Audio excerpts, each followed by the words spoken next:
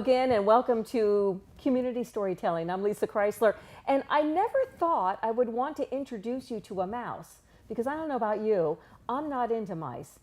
You're probably not either. But I have a little mouse you've got to learn all about today, and the man behind the mouse, we'll put it that way. Max Rhymes. Have you ever heard of Max Rhymes? Well, if not, hold on. You're going to be in love with little Max Rhymes like my soon-to-be 3-year-old grandson is. And this guy over here is how we know about Max Rhymes, Todd Courtney. Hi. Hello, Lisa. Nice to see you. Thank you. So, and I know Todd, so just in case we get a little too friendly, you'll say, oh, they must know each other. And his wife, Jackie, who decided not to sit with him today, but Jackie's involved in this too. So Max Rhymes, you introduced me to Max Rhymes when my grandson wasn't even born yet, I think. How long has Max Rhymes been around? Probably, gosh, in book form, just under 2 years. Okay. But conceptually, probably about 4 years. So I could talk about Max Rhymes, but you love him more than I do. So you talk about Max Rhymes. Well, Max Rhymes is, the reason you mentioned a mouse, and the reason we went with mice for the main characters is because Jackie had a mouse house growing up instead of a dollhouse. Oh, so somebody did like mice. Oh, yeah. What was I talking Jackie about? was the one. And does not dare to sit with I us. had mouse traps, and Jackie had mouse little dolls. And I had Barbies, but okay, she had mice. So we have Max, and we have Molly, and we have Mama and Papa. Mama and Papa, and then the rest of the other characters are different. So we got Ricky the raccoon. Yes. We got Stella the skunk. We got Rosie the rabbit, and we got Kenny the koala. Kenny the koala. So all of their namesakes start with the letter of the type of animal they are. So tell us about Max Rhymes and the family and the books. Well, what they are is, basically what they do is they increase literacy. Hopefully we can get a rebirth of our core values, and they... See, I do that to people. I just cause them to forget. You've stumped me. Let's see. Well, but let's go back to the beginning. So you have Max Rhymes. Yeah. You have these. How many books are we up to now? We have 6 now. And they're the picture books that little 2- and 3-year-old and 4-year-olds and 5-year-olds love. Correct. And hard books that you can wipe off. Exactly right. And chew on, spit on, whatever they're going to do to them, they still last. You can read them in 3 minutes, maybe, huh? Exactly right. And they're stories. They're wonderful, inspirational teaching moments. Yeah, to the untrained eye, they are positive messages in a cute book. To the trained eye, they are affirming a belief in the child. So every rhyme is actually said in the present tense. That's what actually makes them extremely unique, and there's really nothing else like them. So every rhyme is said in the present tense to affirm a belief in the child. And what we did is we baked that affirmation into a rhyme for the simplicity of memorization. And then we capitalize on brainwave changes before the child gets too old. So as the brainwave moves to a higher frequency, a little sciencey here for you, but an alpha frequency around the age of 7. So the purpose of these books is to download these messages over and over by age 7, and they'll be here forever. Because you remember like Mother Goose rhymes, like Humpty Dumpty. Yes. You remember that, right? I'm relearning them. Yeah, right. Because I forgot the whole rhyme. Did you? Okay, see, I could could recite it forever because I love that book. Well. So I could always recite it. It never goes away. Your brain waves are obviously much stronger than mine. I don't know. But, you know, I have to talk a little bit about you and your family, because it's like, where did this come from? So you're a very successful businessman. Jackie was an elementary school teacher. Yep. You have 3 fabulous kids Thank who you. are growing up into these wonderful Rapidly. young people, hopefully, yes. And you came up all of a sudden with books for mainly, I think, kids who don't have books, and kids who need to learn lessons that they don't always get to learn at home because their parents are so busy just making a few bucks so they can eat dinner that night. That's exactly right. It really becomes a be careful what you wish for story, and it was doing research by Dr. Bruce Lipton. He's a cellular biologist and an epigeneticist specialist. Whoa. I know, it's a big word. Whoa, I won't ask you to spell it. But it was all about brainwaves and genes and how your thoughts create what happens with our bodies and so forth. Destructive thoughts versus constructive thoughts. So it was actually through that, because Jackie wanted to do some children's books, being an elementary school teacher.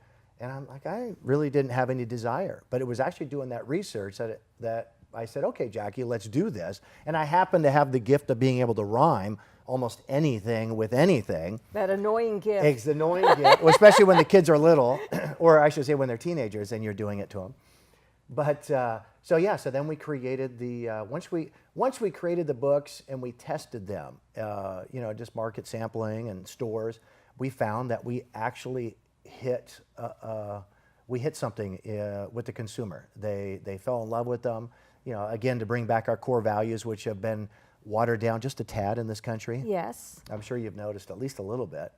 And then, like you mentioned, the underprivileged kids, and come to find out, many of these, they don't have any books. They don't get anything brand new at all, but let alone books. It's not a priority, and it's not their fault. The parents themselves aren't really high on the literacy tables, and so you can't teach what you don't know. Well, and they have no time to read. They're trying to make sure their kids have clothes and food in their tummies. That's exactly right. And I think that's who you're reaching. Correct. That's what we're attempting to reach, and we've done so far so good. We created the Max Rhymes Foundation, and through the foundation, what we do is we adopt schools and classrooms.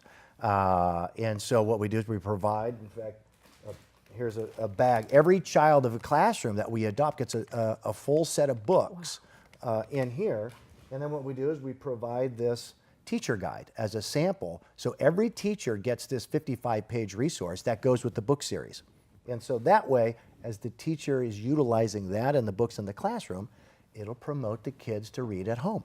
So in the Bay Area, where have the books gone? What kind of schools have you been able to adopt? We have hit about 50 classrooms, mostly in East Side San Jose, about half, and about another half up in Oakland, because one of the donors had earmarked his money specifically for Oakland. So it's been wonderful. So that equated to over 1,500 students and over 5,000 books. And we did that in literally about a 45-day period. And I just can't even imagine, well, I can, a child who doesn't really have much at all getting a little bag of books to take home. Oh, you can only imagine their faces, their excitement. Oh, we took tons of video, tons of pictures. We have them on our website because it's just fun to look at. And to share with their siblings. Yes, to share with their siblings. And they can read these books to their siblings. That's the nice thing. The spillover effect was part of the equation, because you typically have, many families in one house or one apartment. So the spillover effect is, even though the one, say, kindergartner or first grader or a preschooler got the set of books, the whole household gets to read them. Yes, yes, So. and they're easy to read. That's so, right. if the parents cannot read every single word, they can read these words. That's exactly I right. could read them. Well, So there you go. There you have it. And let me tell you, my grandson, he's about to turn 3. I read them. I'm there 3 days a week. I read them every day. Yeah, I love and there's the one, and I forget which book it is in, and Max breaks a window outside. He was playing with his baseball and the baseball bat. He broke a window, and he says, I have to take responsibility for this. So when my little grandson wants to hit the hard golf balls in the backyard right next to the living room windows, I say, what would Max do about this? Max wouldn't do it. And then he stops. Max wouldn't do that, Grandma. No, it's great. And we get a lot of testimonials like that from moms and grandparents that send us videos or send us notes. And we had one the other day where a child, 2 or 3-year-old kid, was trying to put his own socks and shoes on. And one of the rhymes is, I know I can do what others think they can't. I say it in my head like a positive chant. And it's really Max on his bike, and Papa took off his training wheels. And Max is saying, I know I can, I know I can, I know I can. Oh. So that mom sent us a note saying that their 3-year-old was trying to put her socks and shoes on and said, I know I can, I know I can, I know I can, to herself. And so it tells you that the power of rhymes works. And that was our intent, and that just gives us confirmation that it's working. I still am going back to mention it a while ago. I mean, here you are, you have this wonderful family, very successful, to have the care about other people who don't have any of that. Yeah. And to try and make a difference. You didn't need to do that anymore. I mean, you're at that age, the kids are growing up, you kind of have your own time now. Yeah. And you're changing lives, and I just think that's remarkable. Yeah, it was it wasn't, you're right, it definitely didn't have to do it. You could have rode off in the sunset and just kind of lived your own life and whatever happened. There was an inner knocking at my door that was, I had a sense that I could have more impact on a lot more people. And I just didn't know what it was. And so I just basically said, okay, well, if you show me, I'll just go out and do it. And that was about 10 years ago, and I've done multiple projects since, but this one is the one that seems to be having the biggest legs to it. But that's kind of where it started, just getting a sense that you could have more impact on a lot more people. And I think there's tons of people in the world that have that, but sometimes they just maybe don't know what they were going to do or don't know what they could do. Right. And for all of them out there listening, I didn't either. I allowed it to come to me, and then I just went with it. Well, it's just great. It's just great. So I know Jackie did the writing, I believe, or did you do some of the writing? No, that's me. Yeah. Is it? Oh yeah, Be honest I'm the here. rapper. You're the rapper. Okay, who did the illustrations? We both rough sketch it, and I have a guy, an illustrator out of India that I used, that I worked with on another project. We created an animation video, and I asked him, Nilesh Patel, if he would do the books, and he said sure. In fact, it was easier. So. Well, the colors. I mean.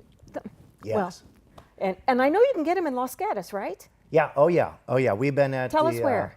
2 stores in Los Gatos. One is the Butter Paddle. We love the Butter Paddle. Yeah, everybody loves that store. And so since it's a store raising money for a nonprofit, I guess that money goes. Yeah, so 100% of the profits in that store, and all of their labor, all of the clerks at the store is donated labor. Yes. And 100% of the money is generated from the store go to kids here locally in Los Gatos. Yes. So it's wonderful, and that store has embraced the books. They've embraced the message. They've embraced the books, and they've done extremely well with them. How can you not? How can you not? And then the other store is one of my Wooden favorites, Horse. the Wooden Horse. Yeah, that's a great store. That is been around a long store. time. Yes. Great store, and they're on opposite sides of town, which is what we would do. We won't have 2 stores on the same street with the books. We do that just so that way the stores have a little more. Both of them are Los Gatos institutions. Oh, absolutely. Yes, yes. I've walked through those doors many a time. Yeah. So if people say, I like this idea, and we want to help, we want to adopt a school. We want to adopt a school in this valley, and we're not just Los Gatos. We got this whole valley here, and we have so many people who need help. How do they get in touch with you? Extremely easy. Yeah. So they can go to maxrhymesfoundation.org. Very easy, maxrhymesfoundation.org. The website is very user-friendly, very simple. It's got tabs up there if you want to adopt just a classroom, and you put in the amount of kids in the classroom, and it just tells you the amount. And then you press the donate button. It'll then prompt an email. It'll tell us, okay, what's your classroom, who's the school? We'll send them, we'll drop them, everything. You don't have to do anything else. And if you want to do an entire school, which isn't the entire school, it's your pre-K, your kindergarten, now they have a TK, which is between kindergarten and first, and then first grade. And again, you would just put the number of students, it'll populate the dollar amount to donate, done. You can do it with friends, you can do it with a group of people, you can do it as a business. It's very, very simple, and I think that's why we've been able to grow so quickly. Makes a difference right here, too. Oh, yeah. Yeah. Oh, yeah. I think my name might even be on that Your name website. is. All the donors' names are on the website, and you're right there. Oh, thank you. No, it's a great website. And are you going to continue to write books, or are you going to? Yeah. No, I have about 3 or 4 already in the making. And for the foundation, what we don't want to do is do this age group, and then as these kids age up, what's next? We didn't want to leave them hanging. So I'm in talks with Dr. Bruce Lipton to create books for tweener age and get more into the sciences because they're more mature. Yes, and definitely. So create books for that 8 to 12 range, and then thereafter get into the teen market, which is where I started. And I wrote my first book was for teenagers. So that way we can take, say, a 5-year-old in a quick 10 years, which how quick 10 years go. We do. He'll be a sophomore at 15, and we can get him with the right material and really teach him to believe in himself. And I bet you, the little kids who walked home with that little plastic bag with the 5 or 6 books in it or 4, whatever, They will remember that forever. That's right. They will remember that they got this gift. Here's the one I think you were talking Yes, about. it is. Max and Molly learn their manners. Yes. I know it almost word for word, and you'll find that broken window in that book. I'm still working on this one with my own kids, but we're getting there. We're getting there. Maybe by 25. You never know. You never know. Well, it's been wonderful having you here. No, it's And been great. I'll be reading Max Rhymes again tomorrow. So Fantastic. I'm all set. So there you have it, the MaxRhymesFoundation.org. Take a look at the website. Better yet, look for the books at the Butter Paddle and the Wooden Horse. How many times do you go into those stores here in Los Gatos? And take a peek. You're going to love them. And community storytelling. Did you ever hear a story like this today? I had not, and I bet you were missing your story. Everybody has a story, and we're missing out on yours. So just go and nominate yourself or nominate somebody like the Courtneys. You go to KCAT.org. It's that simple. It takes maybe 3 minutes to do a nomination. And can I just thank you for being with us today, as always, here at KCAT TV 15.